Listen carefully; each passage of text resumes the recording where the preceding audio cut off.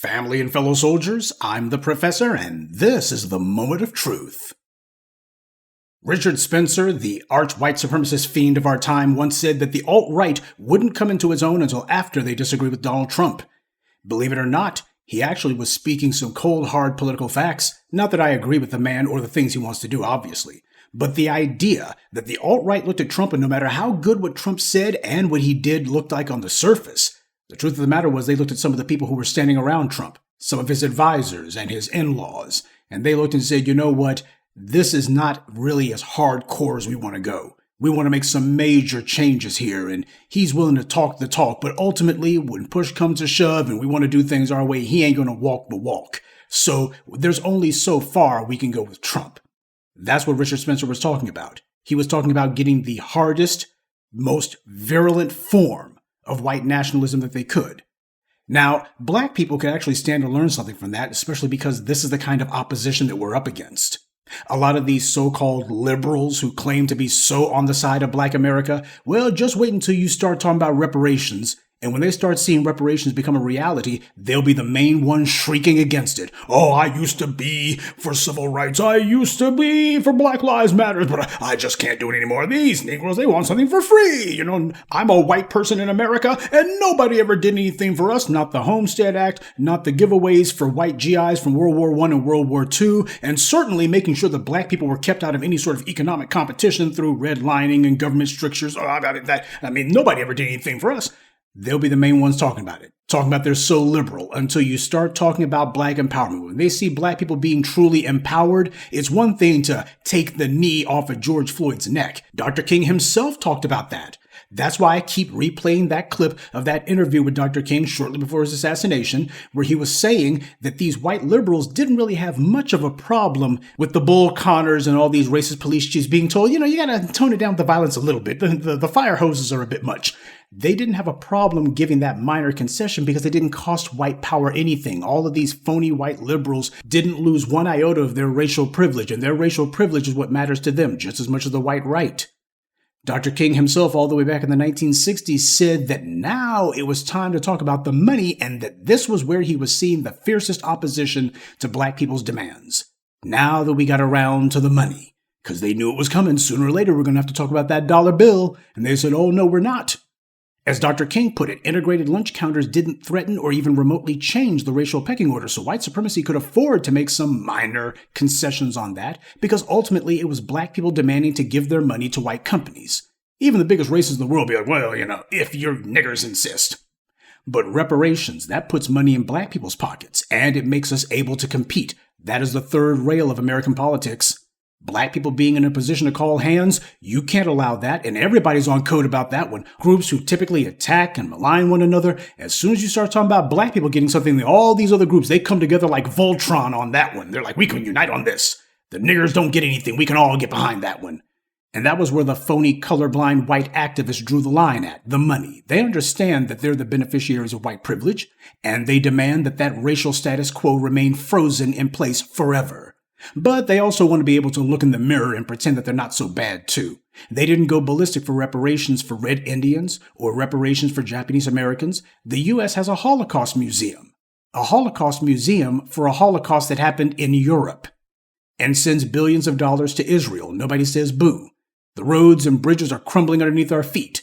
But that's okay, we got billions of dollars to go to make sure that Benjamin Netanyahu's war machine is cherry. It's only a problem with black people stand to benefit. You can make reparations to anybody on anything, but the second you say something about black people, oh, forget it. Then we hear phony moralizing and all the rest of it. And this antagonism against black people is always just under the surface. You don't have to dig deep to get to it. And that brings us to Bill Maher. Yeah, Bill the bigot Maher, who claimed to be non-religious for so many years. Oh yeah, he was big about that. I'm not really denominational. I'm not really into religion, not really. He made a pretend documentary about his ambivalence towards religion, and yet he identifies as Jewish, openly. And he can best be called a one-issue voter, with his issue clearly being Israel. He spent the last 20 years ranting and raving like a lunatic about Muslims and radical Arabs being the biggest threat to America, but even after the Charlottesville riot, Bill Maher refused to admit that, as the FBI itself reported, the biggest internal national security threat to the United States aren't radicalized Muslims. It's radicalized white males who use violence to promote white supremacy. Bill Maher never addresses this issue because he's sympathetic to those radical elements. He's in favor of them. I've often said that a libertarian is merely a Republican who wants to legalize marijuana, because that's the only real difference between the libertarians and the Republicans. They are ideologically aligned, except when it comes to pot legalization. Bill Maher is a perfect example of this. He agrees with the white right on most things, except for marijuana. His first so-called show was called Politically Incorrect. And keep in mind, this was back in the 90s, okay? That phrase, it's used almost exclusively by the white right, specifically to describe anyone who objects to the use of the N-word. Oh, you decide to push back whenever you see some of these racists using anti-black slurs? Well, you're just being politically correct. So that's the only real difference between a libertarian and a Republican. And now that you got these red states legalizing weed, Bill Maher finally feels free to consummate his racist relationship with conservatism. That's a large part of why he's doing this mess. A number of people were shocked at Bill Maher's hard turn to the white right, but as many of us in the New Voices of Black Media told you for many years now, Bill Maher has always been a racist. See, this is the danger in people who enjoy the so-called entertainment that the white media serves up. There's something that goes on with you psychologically whenever you turn on your television set or you turn on your iPhone or you decide you're going to fire up the Roku or whatever so you can watch this or that person. When you invite somebody into your home or into your life on a regular basis, even if it's just entertainment, then what happens is you start to want to like that person, even if you shouldn't. Entertainment is largely ritualistic in nature. That's where it gets its power from. As human beings, we're creatures of habit. And if you make overlooking racism into a habit, then before long, you're going to start letting all kinds of foul stuff slide. And many of you have. You get angry at me pointing out how these TV shows and so-called comedies, in particular, black people have a real weak mind when it comes to comedy. I guess it's because we've been put in such excruciating agony living under white supremacy, we're using comedy as a way to anesthetize ourselves. And that's why black folks, they'll get a little bit miffed. You talk about dramas. Dramas usually have some sort of weighty issue at the core of it. It requires you to think. So black folks aren't really into dramas that much. But comedy, oh yeah, that's the third rail of black intellectual discourse. I put intellectual in quotes. You go ahead and say something about somebody's favorite comedy. You gonna stop talking about my good times. You gonna stop talking about my Abbott Elementary. That's what happens. You get angry at me pointing out how these TV shows promote and teach anti-black racism, but you're not bothered by the actual anti-black propaganda that I'm calling out. This is desensitization. That's the purpose that entertainment serves under the white media. This is why so many racists say it's just a movie or it's just a joke, because they know that enough of us will go right along with it. But that doesn't change what it is. Bill Maher doesn't like black people, and he never did. The only black people that he was willing to pretend that he didn't hate were the hood rats he was having gutter sex with, like Corrine Steffens, and the dusty black men that he would smoke weed with. There's always a few potheads who are willing to hang out with you if they can get some free blunts. And he didn't start going full right-wing nut until after he was challenged by black people on all of the low-key and openly racist stuff that he would say. And I noticed that Jerry Seinfeld has taken to hanging out with Bill Maher. Now, you'll recall that a few years back, there was an infamous round table fiasco where Louis C.K., Ricky Gervais, Chris Rock, and Jerry Seinfeld were sitting around shooting the breeze. Chris Rock went full buck-dancing Sambo, and he told these white men that he didn't think the N-word was a big deal at all. And then, just to prove what a good little suck-up he is, he called Louis C.K., a white Hispanic, the, quote, blackest white guy I know. And just to leave no doubt about his self-hate, Chris Rock clarified exactly what he meant by blackest white guy I know. Quote, all the negative things we think about black people, this F word here.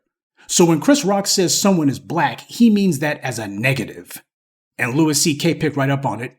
He followed up on Chris Rock's dig at the black community. He recognized exactly what Chris Rock was doing, giving him an opening, and he took it, saying, you're saying I'm a nigger? Now, Chris Rock had not used that word, but that's exactly where Louis C.K. went with it immediately, because he correctly picked up on exactly what Chris Rock was intimating at. Not that he was really intimating, he was just coming out and saying it. When I say black stuff, we're talking about something negative. And of course, a lot of these little racists, they've heard Chris Rock's little routine about niggers and black folks. Every one of these little racists has heard it, so to them that's a guilty pleasure for them.